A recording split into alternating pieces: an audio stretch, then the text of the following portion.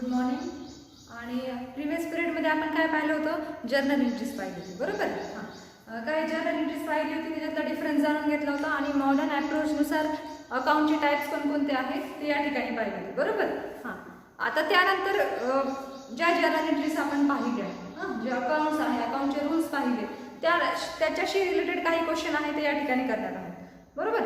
सगळ्यात आधी स्क्रीनवर दिसतोय तुम्हाला क्वेश्चन.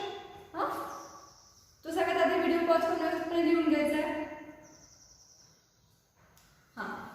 क्वेश्चन आता याच्यानंतर दिसणार नाही. क्वेश्चन मी तुम्हाला हाताने लिहून दिलाय मुद्दामन, कारण की बुक्समध्ये, टेक्स्ट बुक्समध्ये तुमच्या तो क्वेश्चन सॉल्व्ह करून दिलाय. क्वेश्चन अशा प्रकारे जर आला तर त्याचं सोल्युशन कशा पद्धतीने लिहायचं ते सांगते मी या ठिकाणी, ठीक आहे. सगळ्यात आधी तुमच्या नोटबुकमध्ये बघा आता काय सांगितलंय.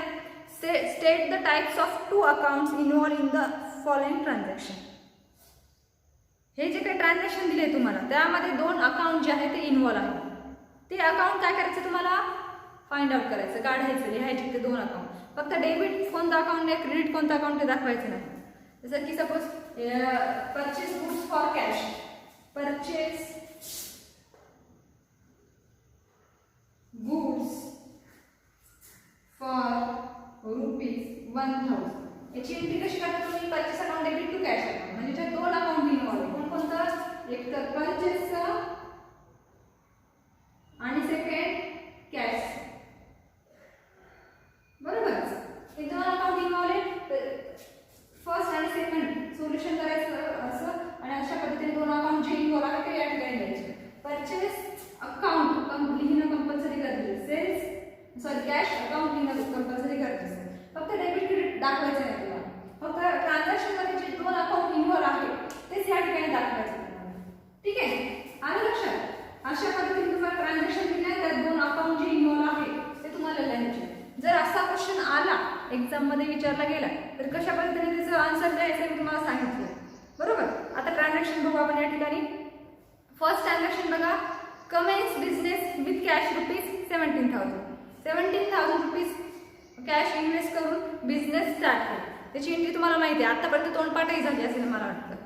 नसेल झाली तर करून घ्या, कारण फर्स्ट एंट्री कॉमन असणार आहे तुम्हाला की बिझनेस स्टार्ट केल्याशिवाय, बिझनेसमध्ये काहीतरी कॅश इन्व्हेस्ट केल्याशिवाय बिझनेस स्टार्ट होतच नाही, बरोबर. त्यामुळे first entry started business with cash किंवा कमेन्स बिझनेस विथ कॅश अशीच असणार आहे. तर यात कोणते 2 अकाउंट इन्व्हॉल्व आहे, कॅशचं आणि कॅपिटलचं, बरोबर. कसं काय, कारण की ज्यावेळेस बिझनेस स्टार्ट करतो आपण, त्याचं मेन पर्पज काय असतं, source of income, cash earn करणे, पैसा मिळवणे, प्रॉफिट मिळवणे, हा कोणत्याही बिझनेसचा मेन पर्पज असतो, उद्देश असतो. या ठिकाणी ज्यावेळेस कोणताही व्यक्ती XYZ बिझनेस स्टार्ट करतोय त्यावेळेस त्याच्याकडे काय येणार, कॅश येणार. 2 जाणार काय, त्याचं कॅपिटल, जे की त्याने इन्व्हेस्ट केले, बरोबर की नाही. कॅपिटल हे जर बिझनेसमध्ये इन्व्हेस्ट करत असाल तुम्ही तर ते कॅपिटल बिझनेसमधून जाणारच ना, काहीशा प्रमाणात घट होणार. म्हणजे एका हाताने आपला पैसा जातो तर दुसऱ्या हाताने पैसा आपल्याकडे येतही आहे, ज्यावेळेस बिझनेसमध्येच असं होतं, ठीक आहे.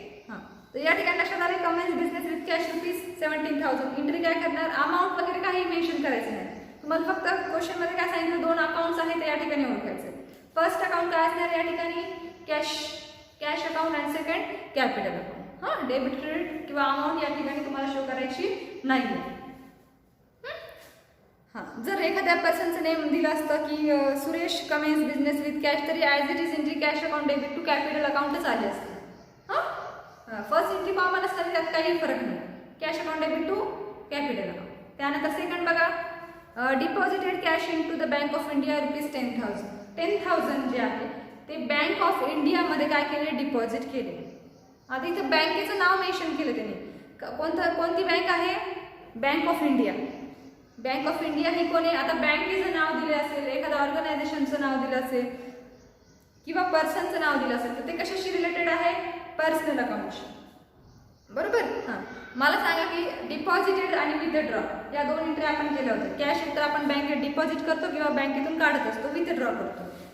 या ठिकाणी काय सांगितलं, तुम्ही डिपॉझिट करताय बँकेमध्ये, बँक ऑफ इंडिया नाव दिलंय, नुसतं बँक अकाउंट नाही येणार, बँक ऑफ इंडिया अकाउंट दाखवणार तुम्ही.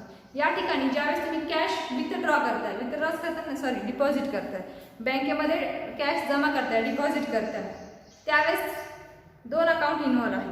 एक तर तुमची कॅश काय होते त्या ठिकाणी गोज आउट होते, जात नाही. त्यामुळे त्या ठिकाणी तुम्ही कॅश अकाउंट दाखवणार क्रेडिट. आणि रिसिव्ह कोण करते तुमची कॅश? ज्यावेळेस तुम्ही कॅश जी आहे बँकेमध्ये डिपॉझिट करताय तर ती कॅश कोण रिसिव्ह करताय?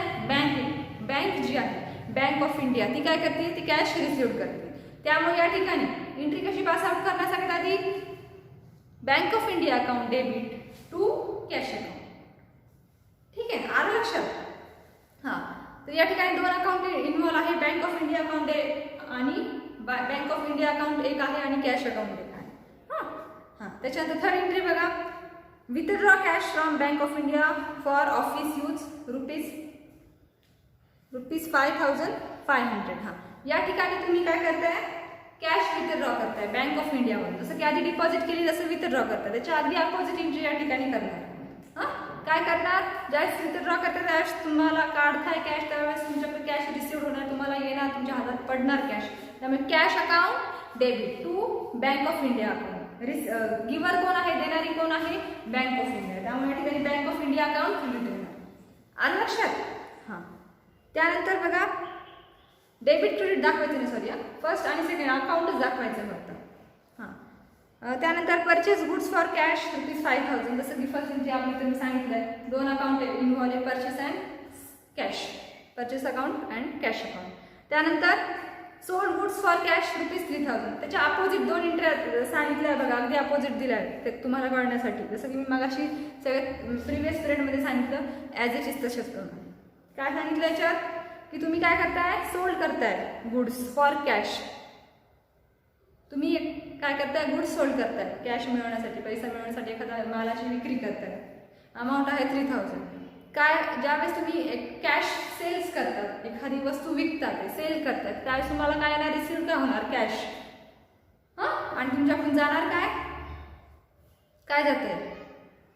गुड्स जात आहेत. म्हणजे या ठिकाणी तुम्हाला प्रॉफिट होतं. बट प्रॉफिट कोणत्या कारणामुळे होते? सेल्स केल्यामुळे. आणि सेल्स अकाउंट त्यावेळेस आपण क्रेडिट दाखवणार.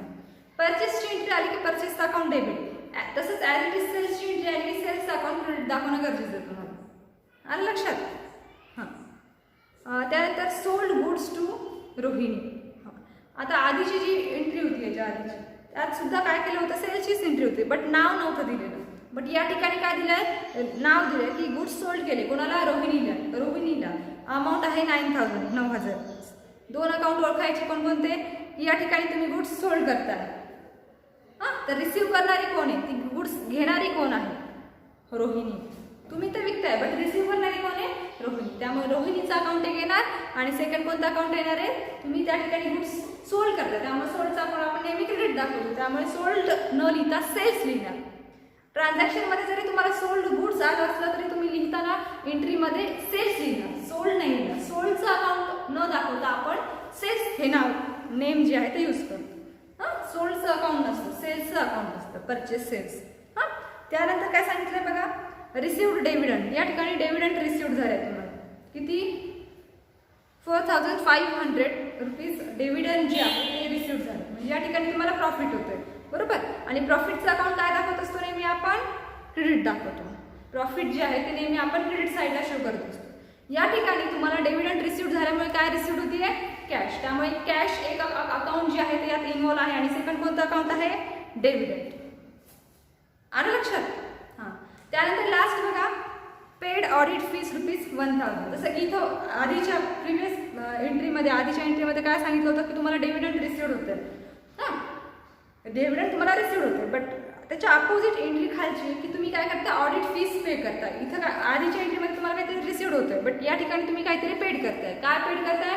डिव्हिडंड. डिव्हिडंड म्हणजे त्याला आपण बोनस सुद्धा म्हणू शकतो. नाही, सॉरी, ऑडिट फीस आहे. Paid audit fees ₹1000. Audit fees म्हणजे हिशोब तपासणीची जी काही फीस आहे बिझनेसमध्ये, जे काही हिशोब तपासणीसाठी एक्सपेन्सेस फीस जी पेड करावी लागते समोरच्या व्यक्तीला, तर ती या ठिकाणी तुम्ही पेड करताय. ऑडिट फीस पे करताय म्हणजे त्या ठिकाणी तुम्हाला एक्सपेन्सेस होतो.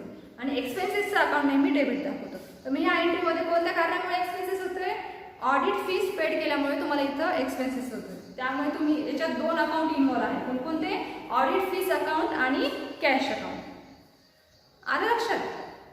हां, तुम्हाला काही करायचं नाही, फक्त आन्सर लिहिताना दोन अकाउंट जे इन्व्हॉल्व आहे ते दाखवायचे या ठिकाणी.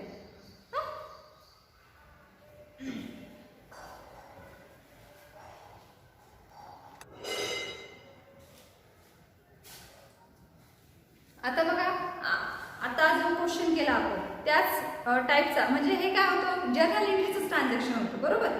फक्त आपण त्या 2 अकाउंट जे आहे ते शो करत होतो. हां, तर त्याच्यानंतर जो क्वेश्चन स्क्रीनवर दिसतो, तुम्हाला दिसतो का या ठिकाणी, तो क्वेश्चन सगळ्यात आधी लिहून घ्यायचे तुम्हाला, व्हिडिओ पॉज करून बुक्समध्ये नोटबुकमध्ये लिहून घ्यायचे सगळ्यात आधी. हां, तर या ठिकाणी क्वेश्चनमध्ये काय सांगितलंय बघा, तुमच्या बुक्समध्ये तुम्ही आता बघू शकता.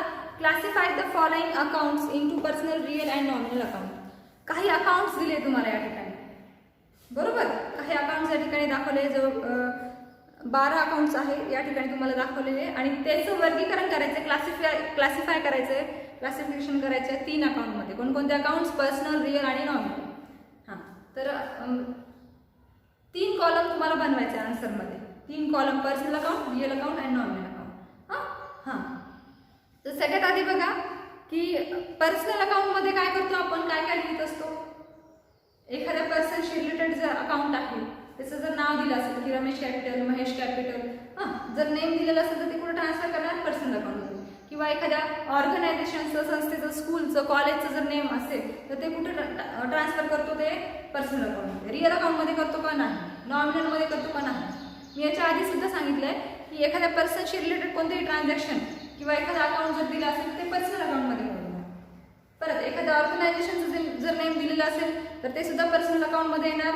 एखाद्या कॉलेजचं, स्कूलचं, कॉलेजचं, ठीक आहे, एखाद्या बँकेचं जर नेम दिलं असेल तर त्याशी रिलेटेड जे काही ट्रान्झॅक्शन आहे किंवा जर अकाउंट दिलेलं असेल, क्लासिफिकेशन ऑफ अकाउंट्स, तर ते पर्सनल अकाउंटमध्ये मोडणार. आलं लक्षात. हां, आता रिअल अकाउंटमध्ये काय काय ट्रान्सफर करतो आपण. रिअल अकाउंटमध्ये, रिअल अकाउंट कशाशी रिलेटेड असतं, ॲसिड्सशी.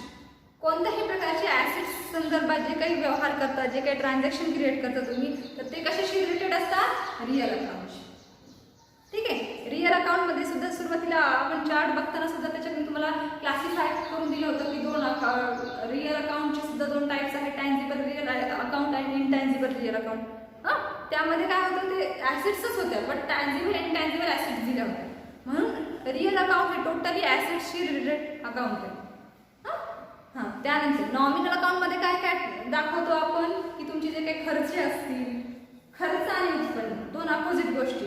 प्रत्येक बिझनेसमध्ये, व्यवसायामध्ये आपल्याला 2 गोष्टी कराव्या लागतात. खर्च करावा लागतो तेव्हाच आपल्याला उत्पन्न मिळत असतं. हां, तर या इन्कम आणि एक्सपेन्सेस संदर्भात जे काही अकाउंट तुम्हाला दाखवले जाते तर ते कुठे ट्रान्सफर करणार, नॉमिनल अकाउंटमध्ये. आलं लक्षात. हां, तर या ठिकाणी काही अकाउंट्स दिले तुम्हाला, काय काय दिले बघा. 3 अकाउंट सोल्युशनमध्ये काय करायचं तुम्हाला, 3 कॉलम करायचे, personal account, real account and nominal account. First काय सांगितलंय, स्टेशनरी अकाउंट. स्टेशनरी काय, एक्सपेन्सेस आहे तुमचा. स्टेशनरीचा जो काही एक्सपेन्सेस असेल, पेन, पुस्तक, वही असेल, XYZ बुक्स असतील, हे काय सगळ्यात स्टेशनरी. स्टेशनरी अकाउंट हा काय, ही ॲसिड्स नाही आहे तुमची. स्टेशनरी तुमची ॲसिड्स आहे का, नाही. पर्सनल अकाउंटमध्ये तर ती मोडतही नाही. मग कशात मोडणार, नॉमिनल अकाउंटमध्ये. म्हणजे स्टेशनरी काय कशात मोडते आहे, नॉमिनल अकाउंटमध्ये. तो काय, एक्सपेन्सेस. स्टेशनरी अकाउंट आला की तो तुमचा एक्सपेन्सेस असं समजायचं. सेकंड काय दिलं बघा, महेश अकाउंट. महेश कोण आहे, पर्सन. मग कशात इन्व्हॉल्व येणार, हे पर्सनल, रिअल की नॉमिनल, पर्सनल अकाउंटमध्ये. त्यानंतर थर्ड बघा, मशिनरी अकाउंट. मशिनरी काय तुमची, ॲसिड्स आहे, बरोबर. हां, मग ॲसिड्स कशात मोडणार, रिअल अकाउंटमध्ये. त्यानंतर कॅपिटल अकाउंट, कॅपिटलमध्ये ॲज इट इज. त्यानंतर लॉस बाय फायर.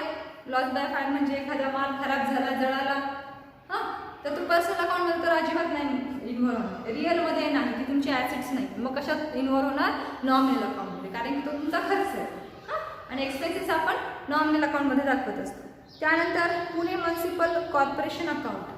काय, ही ऑर्गनायझेशन आहे, ठीक आहे. लगेच लक्षात येईल तुमचं ऑर्गनायझेशनचं नेम दिलेलं असेल तर ती कशात इन्व्हॉल्व होणार, पर्सनल अकाउंटमध्ये. मग पर्सनल अकाउंट्समध्ये लिहायचं पुणे म्युनिसिपल कॉर्पोरेशन अकाउंट, ठीक आहे.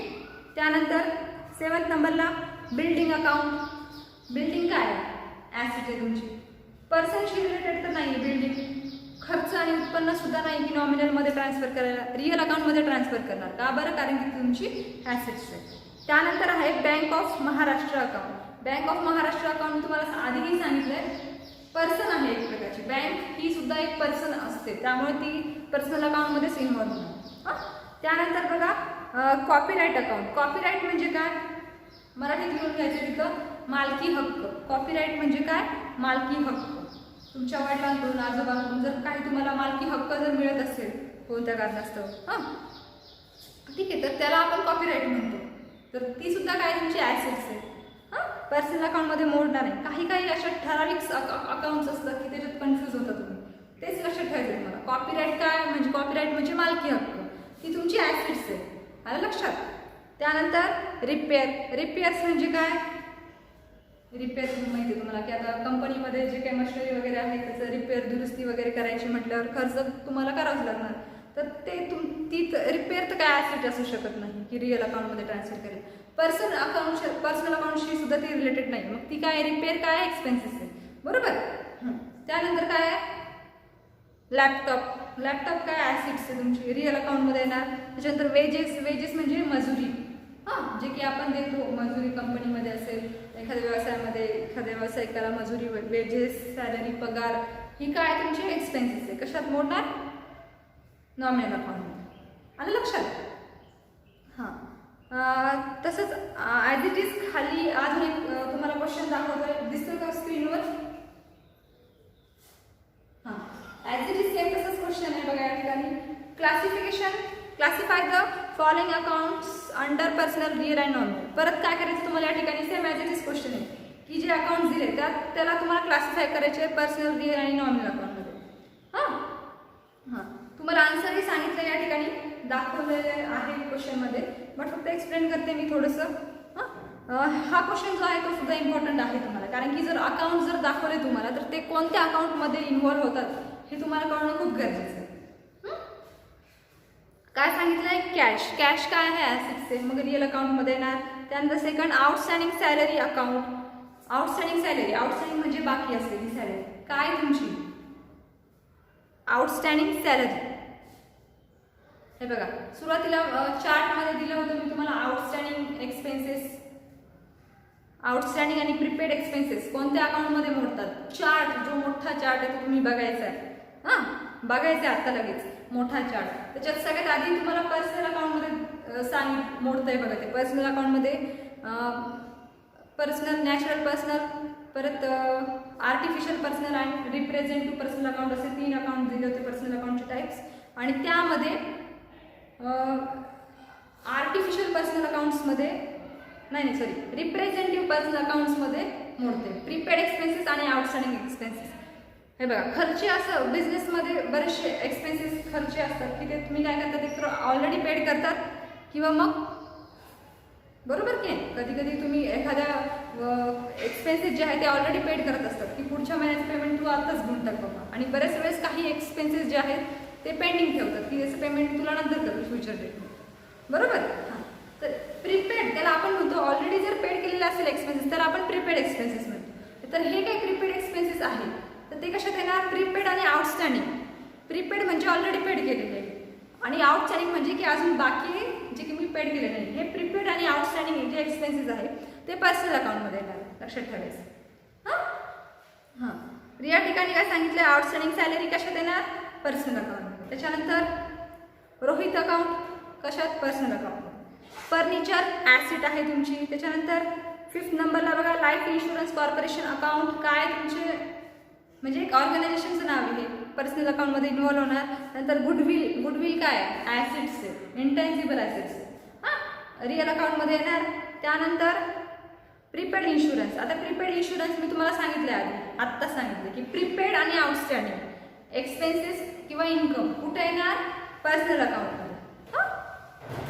हां ट्रेडमार्क म्हणजे व्यापारी चिन्ह त्याला आपण म्हणतो की कोणतीही वस्तू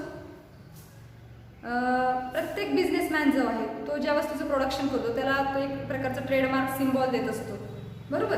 हां आणि ते ट्रेडमार्क देणं गरजेचं आहे कारण की जर सपोज एखादा बिझनेसमॅन जो आहे तो जर ते एखादी वस्तू जी आहे ती बिझनेसमध्ये लॉन्च करतोय, विकतोय, ठीक आहे, तर त्याला चांगल्या प्रकारे प्रोडक्शन होतंय, त्याला म्हणजे भरपूर नफा होतोय, त्याला त्याच्या बिझनेसमध्ये प्रॉफिट होतोय. तर सपोज एखादा बरेचसे व्यक्ती त्याचं नाव यूज करून त्या कंपनीचं नाव यूज करून सुद्धा फेक वस्तू ज्या आहेत त्या विकण्याचा प्रयत्न करतात. बट ट्रेडमार्क जर तुम्ही दिला, व्यापारी चिन्ह जे आहे सिम्बॉल असतो तो जर तुम्ही दाखवला तर तो कोणी घेऊ शकत नाही. म्हणजे तो तुमचा वस्तूचा काय असतो, ब्रँड असतो कोणत्याही वस्तूचा. ट्रेडमार्क सुद्धा काय असते, तुमची एक प्रकारची ॲसेट्स असते. हां, व्यापारी चिन्ह आपण त्याला म्हणतो, मराठीत लिहू शकता तुम्ही व्यापारी चिन्ह. हां, ती सुद्धा काय तुमची ॲसेट्स आहे. त्यानंतर काय दिलं बघा, ट्रेडमार्क नंतर 9th नंबरला कमिशन. कमिशन काय आहे, एक्सपेन्सेस आहे, खर्च आहे. हां, त्यानंतर लोन अकाउंट. लोन काय, लोन ॲसेट असू शकत नाही. नॉमिनल अकाउंटमध्ये टाकला ती खर्च किंवा उत्पन्न सुद्धा असू शकत नाही, मग ते कशात येणार, पर्सनल अकाउंटमध्ये. हां, लोन सुद्धा पर्सनल अकाउंटमध्ये मोडते, या ठिकाणी लक्षात ठेवायचं. जर एखाद्या बँकेकडून तुम्ही लोन घेता तर ती तुमची काय पर्सनल जे आहे त्या गोष्टी म्हणजे पर्सनशी रिलेटेड आहे ती गोष्ट.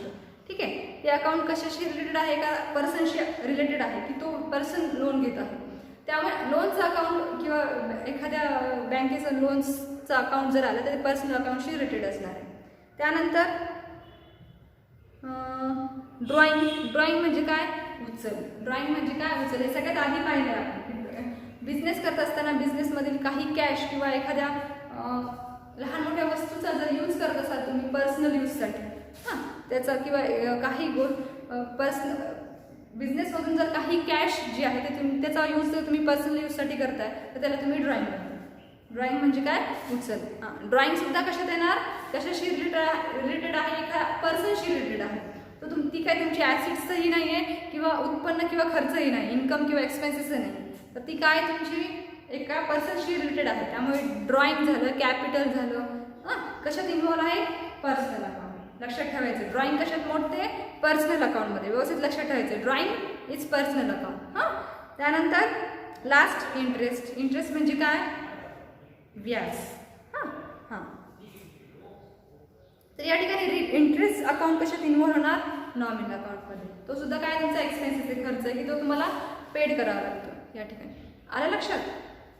या ठिकाणी काही क्वेश्चन पाहिले आपण आणि ॲज इट इज याच टाईपचे क्वेश्चन जे आहे ते मी सॉल्व्ह करायला देणार आहे तुम्हाला, बट नेक्स्ट पिरियडमध्ये. हां, ठीक आहे. So today will be stop here and remaining part we will be discuss tomorrow morning session. Thank you.